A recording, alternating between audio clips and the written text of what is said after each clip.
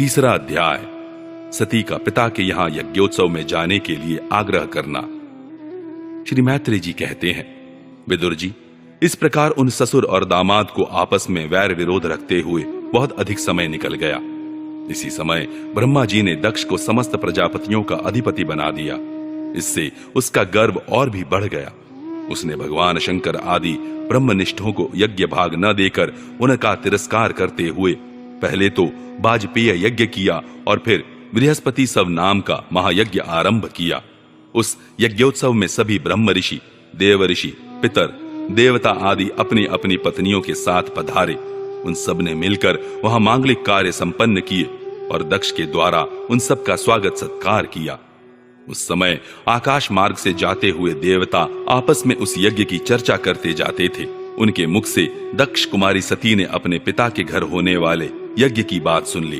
उन्होंने देखा कि हमारे निवास स्थान कैलाश के पास से होकर सब ओर से चंचल नेत्रों वाली गंधर्व और यक्षों की स्त्रियां चमकीले कुंडल और हार पहने खूब सज धज कर अपने अपने पतियों के साथ विमानों पर बैठी उस यज्ञोत्सव में जा रही है।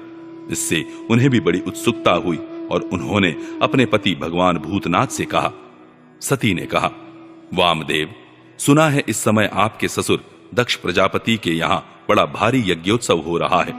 देखिए, ये सब देवता वहीं जा रहे हैं।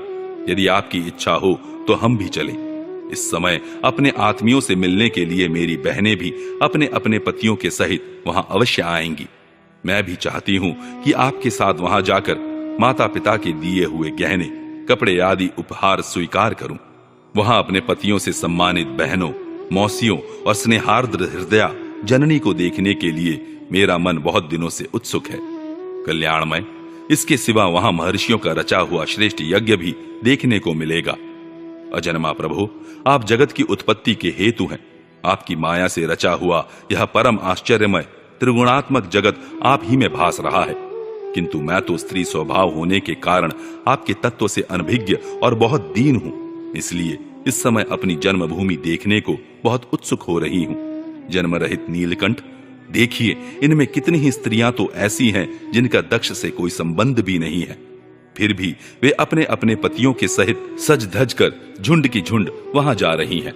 वहां जाने वाली इन देवांगनाओं के राजहंस के समान श्वेत विमानों से आकाश मंडल कैसा सुशोभित हो रहा है। सुरश्रेष्ठ, ऐसी अवस्था में अपने पिता के यहाँ उत्सव का समाचार पाकर उसकी बेटी का शरीर उसमें सम्मिलित होने के लिए क्यों न छटपटाएगा। पति, गुरु और माता पिता आदि सुहृदों के यहाँ तो बिना बुलाए भी जा सकते हैं। अतः देव, आप मुझ पर प्रसन्न हो। आपको मेरी यह इच्छा अवश्य पूर्ण करनी चाहिए। आप बड़े करुणामय हैं, तभी तो परम ज्ञानी होकर भी आपने मुझे अपने आधे अंग में स्थान दिया है। अब मेरी इस याचना पर ध्यान देकर मुझे अनुग्रहित कीजिए। श्री मैत्रेय जी कहते हैं, प्रिया सती जी के इस प्रकार प्रार्थना करने पर अपने आत्मियों का प्रिय करने वाले भगवान शंकर को दक्ष प्रजापति के उन मर्मभेदी दुर्वचन रूप बाणों का स्मरण हो आया जो उन्होंने समस्त प्रजापतियों के सामने कहे थे। तब वे हंसकर बोले।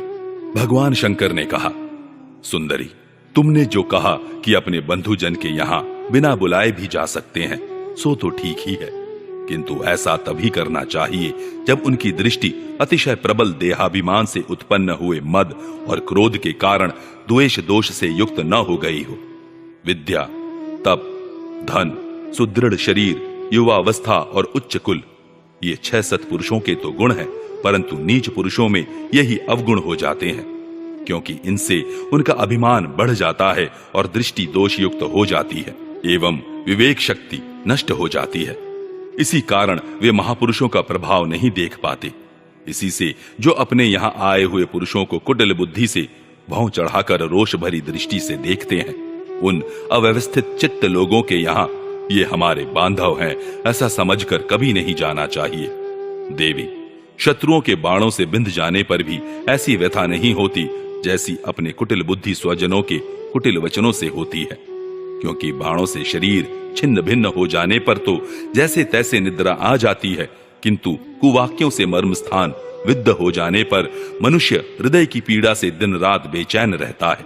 सुंदरी, अवश्य ही मैं यह जानता हूं कि तुम परमोन्नति को प्राप्त हुए दक्ष प्रजापति को अपनी कन्याओं में सबसे अधिक प्रिय हो। तथापि मेरी आश्रिता होने के कारण तुम्हें अपने पिता से मान नहीं मिलेगा, क्योंकि वे मुझसे बहुत जलते हैं। जीव की चित्त वृत्ति के साक्षी अहंकार शून्य महापुरुषों की समृद्धि को देखकर जिसके हृदय में संताप और इंद्रियों में व्यथा होती है, वह पुरुष उनके पद को तो सुगमता से प्राप्त कर नहीं सकता, बस दैत्यगण जैसे श्रीहरि से द्वेष मानते हैं वैसे ही उनसे कुढ़ता रहता है। सुमध्य में तुम कह सकती हो कि आपने प्रजापतियों की सभा में उनका आदर क्यों नहीं किया। सो ये सम्मुख जाना, नम्रता दिखाना, प्रणाम करना आदि क्रियाएं जो लोक व्यवहार में परस्पर की जाती हैं, तत्वज्ञानियों के द्वारा बहुत अच्छे ढंग से की जाती है। वे अंतर्यामी रूप से सबके अंतःकरणों में स्थित परम पुरुष वासुदेव को ही प्रणाम आदि करते हैं, देहाभिमानी पुरुष को नहीं करते। विशुद्ध अंतःकरण का नाम ही वसुदेव है, क्योंकि उसी में भगवान वासुदेव का अपरोक्ष अनुभव होता है। उस शुद्ध चित्त में स्थित इंद्रियातीत भगवान वासुदेव को ही मैं नमस्कार किया करता हूं।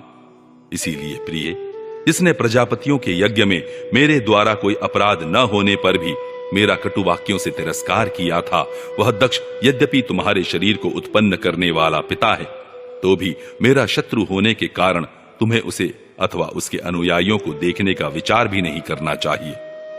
यदि तुम मेरी बात न मानकर वहां जाओगी तो तुम्हारे लिए अच्छा न होगा, क्योंकि जब किसी प्रतिष्ठित व्यक्ति का अपने आत्मीय जनों के द्वारा अपमान होता है, तब वह तत्काल उनकी मृत्यु का कारण हो जाता है।